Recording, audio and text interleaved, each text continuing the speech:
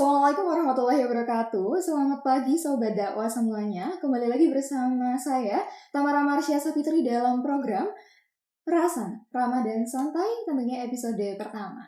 Oke, pada kesempatan pagi hari ini, di studio kita ini telah hadir narasumber kita yang hebat, yang kami tunggu-tunggu, yakni beliau, Bapak Wakil Dekan 1 Fakultas Dakwah dan Saintek UIN Saizul Purwokerto, Bapak Dr. Ahmad Mutakin MSI.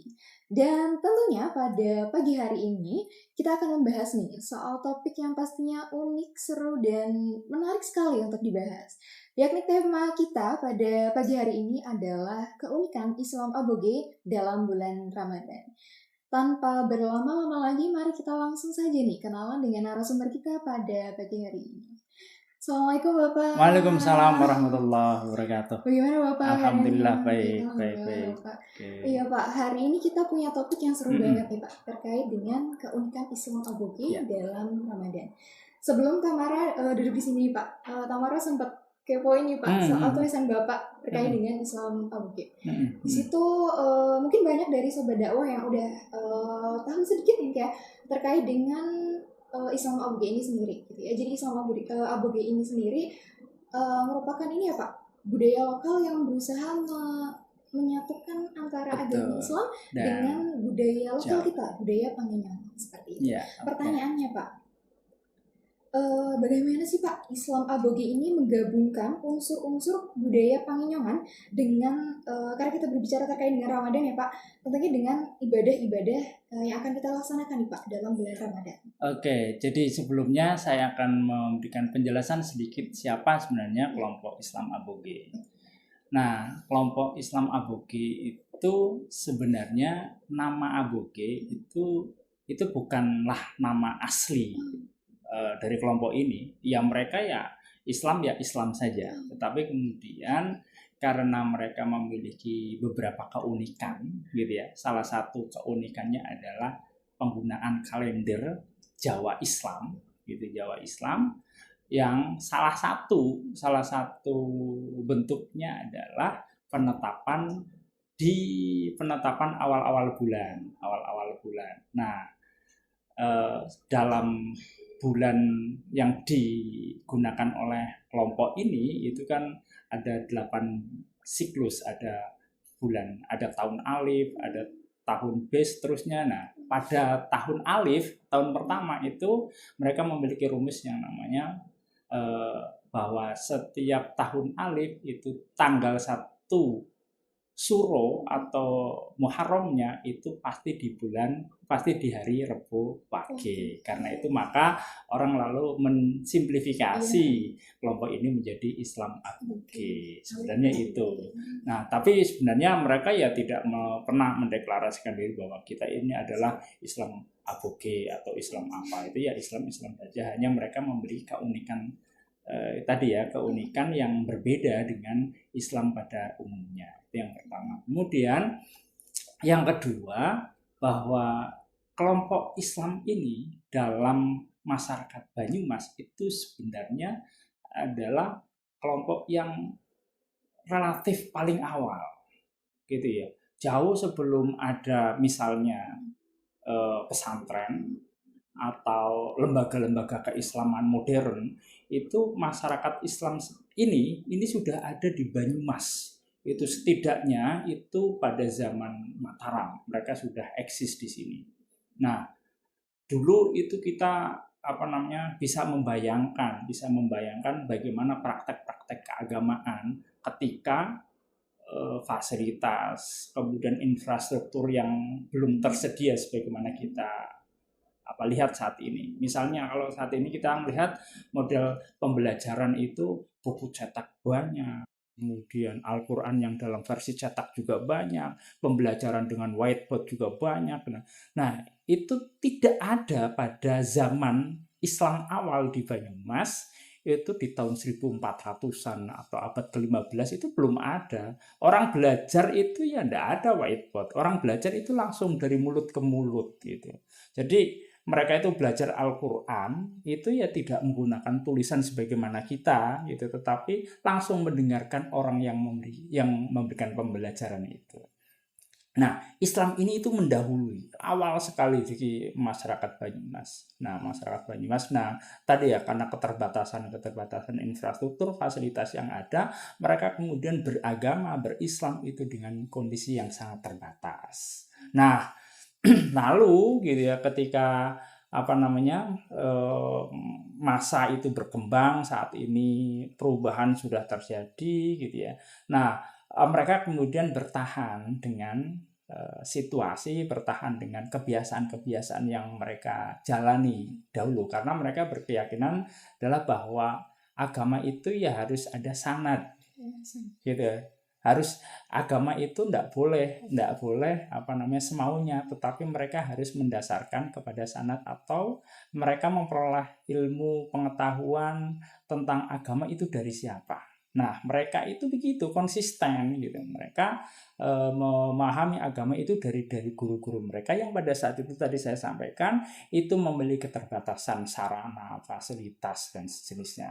Mereka belajar agama, belajar Al-Quran itu ya tidak dari teks, tapi dari mulut ke mulut, atau yang kemudian kita kenal dengan ngaji kuping atau jiping gitu. Ngaji kuping itu sehingga orang belajar misalnya membaca ayat-ayat tertentu itu ya dari dari guru itu menyampaikan ayat tertentu gitu, kemudian mereka menghafalkan gitu. Tidak ada teks di situ itu, sehingga misalnya kalau ada kesalahan pengucapan makhorijul huruf itu ya nggak bisa diverifikasi karena teksnya nggak ada gitu, karena hanya dari kalimat yang keluar dari mulut itu. Nah, mereka mengikuti itu, dan itu tadi karena mereka berkeyakinan apa yang disampaikan oleh leluhur, oleh guru gitu, agama itu tidak boleh keluar dari itu sanatnya itu. Kemudian mereka sampai hari ini mengikuti apa yang mereka terima dari guru-guru sebelumnya. Nah, sehingga terlihat kemudian unik itu ya itu tadi, karena mereka memiliki sanad yang lurus, yang ketika terjadi perubahan saat ini mereka mereka kemudian menolak itu, karena mereka bertahan untuk memahami atau menjalankan agama sebagaimana yang mereka dapatkan dari guru-guru sebelumnya. Nah, maka kita kemudian bisa melihat ada yang berbeda, ada yang unik gitu. Nah, itu sebenarnya kelompok muslim yang kita sebut dengan Aguge itu. Nah, kemudian hal yang unik lagi adalah mereka hal yang unik kemudian adalah mereka menggunakan secara konsisten kalender Jawa Islam. Nah, kita tahu bahwa Islam masuk ke Nusantara itu sebelumnya masyarakatnya itu sudah beragama Hindu dan Buddha. Mereka memiliki tradisi Jawa yang sudah sangat kental. Artinya sebelum Islam sebenarnya dari sisi peradaban itu masyarakat Nusantara itu sudah cukup mapan. Mereka memiliki agama, mereka punya tradisi gitu, yang tradisi Jawa gitu. Nah, baru kemudian Islam masuk. Nah, ketika Islam masuk inilah hebatnya Islam. Islam itu masuk di Nusantara itu tidak menggunakan pendekatan yang konfrontatif, tidak menggunakan konsep takfiri misalnya. Karena kalau kita lihat secara faktual nampaknya ada banyak yang berbeda, dianggap berbeda antara praktek-praktek keagamaan dan tradisi masyarakat Jawa dengan ajaran-ajaran Islam. Nah, misalnya kita mengenal dulu masyarakat Jawa itu suka bakar kemenyan misalnya, atau mereka memiliki pandangan-pandangan tertentu bahwa segala sesuatu yang besar, misalnya pohon atau apa itu ada penghuninya, kira-kira begitu. Itu kan pandangan-pandangan masyarakat Jawa saat itu masih memiliki cara pandang yang bersifat mitologis. Nah, Islam itu masuk pada masyarakat yang sudah terbentuk dari sisi peradaban itu kayak gitu. Nah, Islam tidak lalu kemudian mengatakan mereka itu adalah bid'ah, mereka itu sesat gitu, itu enggak. Tapi kemudian Islam melakukan komunikasi, melakukan hubungan-hubungan yang bersifat kultural gitu, sehingga Islam masuk pada masyarakat yang sudah terbentuk peradabannya tadi itu tidak konflik. Islam bisa diterima dengan baik di masyarakat kita, yang salah satu cara Islam bisa diterima oleh masyarakat kita, oleh masyarakat Jawa, itu adalah dalam bentuk integrasi kebudayaan. Islam itu sholatnya nggak berubah, kemudian baca Qur'annya nggak berubah, tetapi kemudian sholatnya atau baca Al-Qur'annya itu mengadaptasi kultur kebudayaan Jawa. Jadi kira-kira kan masyarakat Jawa kan misalnya adalah batik, misalnya baju batik. Itu untuk baju batik itu adalah tradisi Jawa, misalnya tradisi Jawa. Itunya tidak hilang gitu ya, tidak hilang, tapi kemudian diintegrasikan dengan ajaran keagamaan, yaitu batik dipakai untuk sholat itu kan bagus, kira-kira begitu. Jadi tidak lantas selalu misalnya sholat itu harus menggunakan gamis bagaimana orang-orang Arab gitu ya, atau menggunakan segala sesuatu yang ada di Arab kemudian dipindahkan begitu saja di Indonesia gitu ya. Tetapi kemudian mengadaptasi. Prinsipnya sholat kan menutup aurat dengan itu tidak harus dengan gamis, tapi menggunakan batik juga bisa, menggunakan sarung juga bisa. Nah, batik, sarung itu sebagai alat untuk menutup aurat itu adalah tradisi Jawa. Nah, kira-kira itu yang terjadi. Nah, yang integrasi lain yang monumental itu adalah integrasi kalender. Jadi di masyarakat sebelum Islam itu kan mereka menggunakan kalender Jawa atau yang kita kenal dengan kalender Saka gitu. Yang mereka berasal dari kalender Saka ini itu Hindu, Buddha, dan dipengaruhi oleh budaya-budaya India. Nah, kemudian Islam itu kan masuk dengan kalender Hijriahnya gitu, Nah, ini yang lalu dilakukan integrasi sebagai sesuatu yang monumental. Itu ada integrasi antara kalender Hijriah dengan kalender Jawa menjadi satu gitu ya, satu yang kemudian bisa menyatukan masyarakat Islam yang bertradisikan Jawa tadi itu, sehingga orang Jawa yang beragama Islam tadi itu tidak kemudian merasa identitas kejawaannya itu jadi hilang. Mereka tetap bisa melaksanakan kegiatan keislaman, tetapi identitas Jawanya itu tidak hilang. Nah, hari ini yang kelompok Islam yang memperlihatkan ada integrasi, ada komunikasi kebudayaan, itu adalah masyarakat Muslim yang kita kenal dengan ABG itu. Pak, itu langsung nyambung Pak ke pertanyaan berikutnya. Sebenarnya Tamara pengen tanya soal tadi kan yang menjadi spotlight di berita kalau misalnya kita cari Pak terkait dengan Islam ABG pasti penentuan awal Ramadan. Ternyata sudah dijelaskan. Maksudnya mereka punya budaya sendiri gitu ya. Mereka tetap Islam tapi tetap tidak ingin meninggalkan kejawaannya seperti itu. Ya. Oke. Kemudian lanjut Pak ke pertanyaan berikutnya. Dalam satu paragraf Tamara menemui ada istilah sinkretisme Pak di tulisan Bapak terkait dengan juga praktik dari ini Islam ABG ini Pak. Apakah praktik sinkretisme ini masih dilakukan Pak sampai sekarang? Apabila masih, apakah juga dilakukan saat bulan Ramadan Pak? Ya, jadi ada terminologi yang berbeda antara sinkretisme dengan akomodasi kebudayaan. Kalau sinkretisme itu mencampurkan antara budaya dan ritual jadi satu, kira-kira begitu. Contoh sinkretisme misalnya berdoa sambil bakar kemenyan, kira-kira begitu. Nah, kalau dalam konteks ABG sebenarnya gini, kalau dalam agama itu yang dicampur itu bukan ajarannya, tetapi infrastruktur, fasilitas atau atribut dalam melaksanakan kegiatan keagamaan.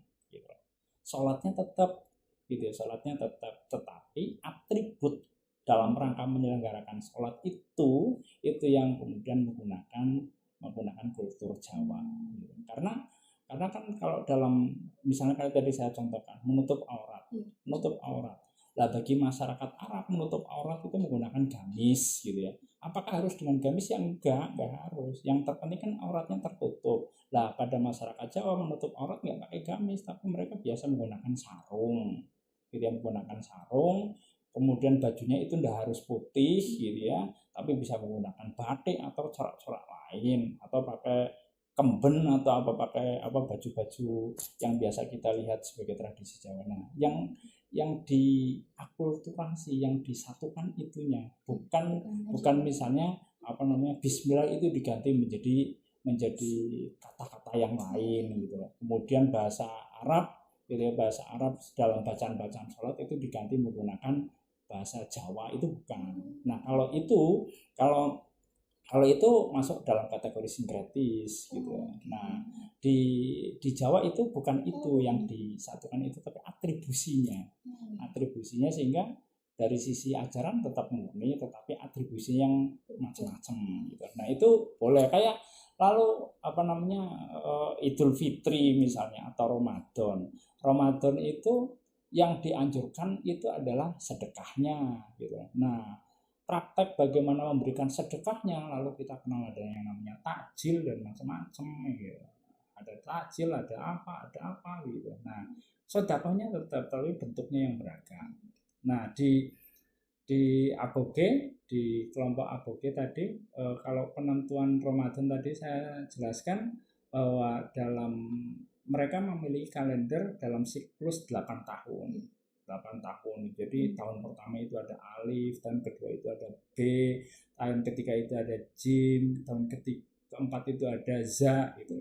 Nah, kebetulan tahun ini itu dalam kalender aboge itu masuk tahun za atau J gitu za. Nah, rumusnya itu kalau tahun Z itu satu Muharramnya itu adalah za sahing. Tahun za itu satu Muharramnya adalah Selasa Pahing gitu. Nah, lalu Ramadannya kapan? Ada rumusnya, rumus baku, dan ini berlaku sepanjang waktu gitu. Ramadannya itu kapan? Itu mereka menyebut kalau Ramadan itu adalah sanemro, puasa hari ke-6 pasaran kedua itu. Nah, sekarang tadi satu Muharram itu hari Selasa, itu berarti Selasa itu adalah hari pertama. Maka hari keduanya, hari ke-6-nya, Selasa, terus hari ke-6-nya itu ada hari Ahad. Dari Ahad ya, kan Selasa, Rebo, Kamis, Jumat, Sabtu, Ahad. Berarti hari ke-6-nya itu adalah hari Ahad. Hari ke-6, terus pasaran kedua. Pasaran pertama tadi Pahing, habis Pahing apa? Pahing pon apa ya? Gitu ya. Nah, nanti maka besok gitu ya, puasa awal Ramadan di tahun ini kelompok Muslim aboge itu dilaksanakan di hari Ahad ini. Jadi kalau mungkin secara umum kebanyakan masyarakat Muslim diprediksi itu menjalankan awal puasa di hari Sabtu ini, besok gitu ya. Tapi kalau kelompok Muslim aboge itu berdasarkan rumus tadi itu ada di hari Ahad. Begitu halnya nanti di Idul Fitri. Di Idul Fitri itu kemungkinan besar gitu ya.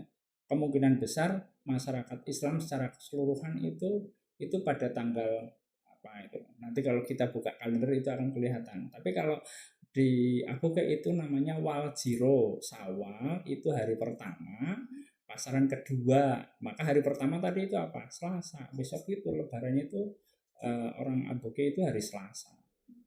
Hari Selasa. Kalau tidak salah nanti kalau tahun ini umat Islam pada umumnya itu kalau tidak hari Minggu atau Senin. Lah mereka itu baru berlebaran itu dari Selasa. Itu selalu itu siklus terus begitu.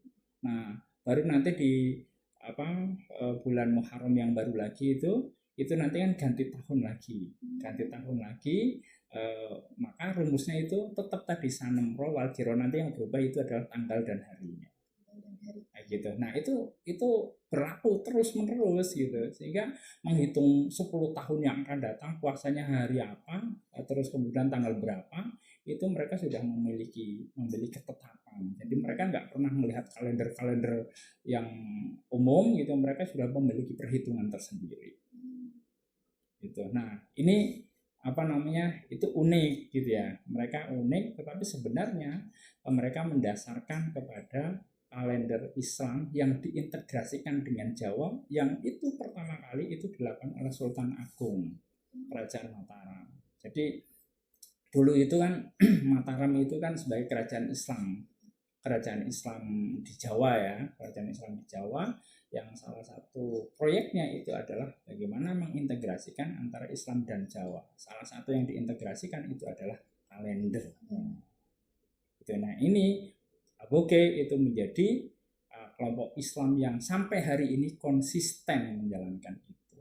Dan ini adalah hazanah yang luar biasa yang dimiliki oleh Islam, dan saya kira tidak perlu itu dipertentangkan atau kemudian menganggap bahwa mereka itu bid'ah, sesat dan seterusnya, enggak. Tapi mereka sebenarnya adalah orang-orang yang sangat konsisten gitu ya, orang-orang yang sangat konsisten, kemudian bisa menjaga apa yang telah dilakukan oleh leluhur-leluhur kita, bagaimana dulu mengintegrasikan antara Jawa dengan Islam tanpa harus konflik gitu ya, tanpa harus terjadi gesekan-gesekan, tetapi yang terjadi Jawa dan Islam itu harmoni dan damai sampai hari ini. Gitu. Menarik sekali teman-teman semuanya. Bahwasanya selama Aboge ternyata menjadi satu kekayaan kita ya Pak ya. Betul. Satu kekayaan kita yang sangat-sangat baik ya untuk melestarikan kebudayaannya, terutama kebudayaan Jawa ini. Oke. Satu lagi Pak, mungkin bisa dijelaskan sedikit saja ya, mungkin karena tadi juga sempat dibahas terkait dengan ngaji uping Pak. Kan kita kalau misal Ramadan ya Pak ya, pasti dianjurkan tadarus. Nah, sedangkan Islam Aboge ini punya keunikan nih Pak, untuk mengaji sendiri berdasarkan mendengar. Nah, ini apakah di Ramadan juga seperti itu Pak? Ya, hanya kan kemudian tadarusnya itu enggak sebagaimana umum orang baca gitu ya.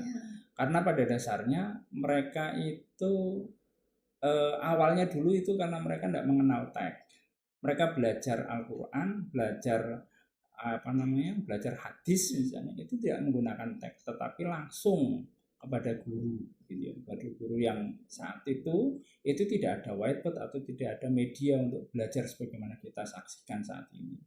Nah, mereka belajar langsung dari secara oral gitu, Nah, itu kemudian turun-temurun.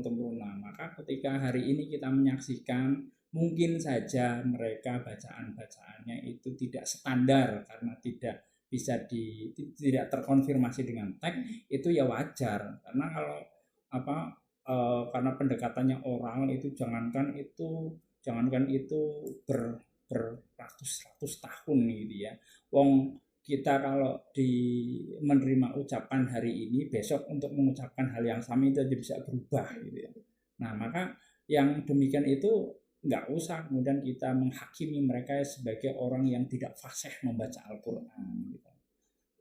Mereka membaca Al-Qurannya secara salah itu bukan, jangan gitu. Tapi sebenarnya bahwa bahwa model pembelajaran Al-Quran itu ternyata banyak sekali metode yang digunakan oleh para pembawa Islam. Saat ini saja ada teks, tapi bagaimana dulu ketika belum ada teks gitu. Nah, belum lagi kalau kita melihat zaman Rasulullah itu belum mengandalkan hafalan para sahabat gitu, dan proses kodifikasi Al-Quran itu kan lama sekali, karena untuk memastikan ayat ini tidak boleh ada kontroversi, tidak boleh ada banyak versi, karena satu ayat itu ketika dihafalkan oleh para sahabat yang mereka menerima secara oral dari Rasul, itu sangat mungkin memiliki banyak versi. Itu rumitnya bukan main kan gitu, kodifikasi Al-Quran. Nah, maka saat ini orang-orang Aboge itu juga menerima secara oral, sehingga ini dan itu sudah berlangsung cukup lama, sehingga wajar kalau kemudian pengucapan mereka terhadap ayat-ayat Al-Quran itu tidak sebagaimana orang yang saat ini menggunakan teks. Nah, tetapi menurut saya jangan kemudian menghakimi mereka sebagai salah gitu ya, kemudian bacaannya itu sesat itu enggak. Ya apa namanya? Ya itu adalah realitas kita, dan ini menunjukkan bahwa model-model pembelajaran Al-Quran itu berkembang dari zaman oral sampai sekarang udah zaman digital itu ya. Model-model pembelajaran itu sangat berkembang, dan ini menjadi artefak atau setidaknya menjadi jejak sejarah pembelajaran Al-Quran, pembelajaran Islam terutama di Banyumas. Gitu. Menarik sekali teman-teman semuanya. Islam Aboge ini unik sekali ya teman-teman semuanya. Tidak terasa pertanyaan kita sudah sampai pertanyaan yang terakhir. Di sini Tamara ingin mengucapkan terima kasih banyak Bapak atas kehadiran Bapak, atas penjelasannya yang sangat-sangat jelas sekali teman-teman semuanya terkait dengan Islam Aboge ini. Dan juga Tamara mengucapkan terima kasih kepada teman-teman semuanya yang sudah menonton program perasaan kita pada episode pertama ini. Semoga teman-teman semuanya sehat semua, lancar semua puasanya. Bapak juga ya Pak ya, semoga lancar semua puasanya, ibadahnya. Terima kasih. Jangan lupa teman-teman semuanya untuk like, komen, dan subscribe di channel Fakultas Dakwah UIN Saizu. Saya Tamara Marsya Sapitri selaku host pada program hari ini. Pamit undur diri dulu. Terima kasih dan sampai jumpa. Wassalamualaikum warahmatullahi wabarakatuh. Waalaikumsalam.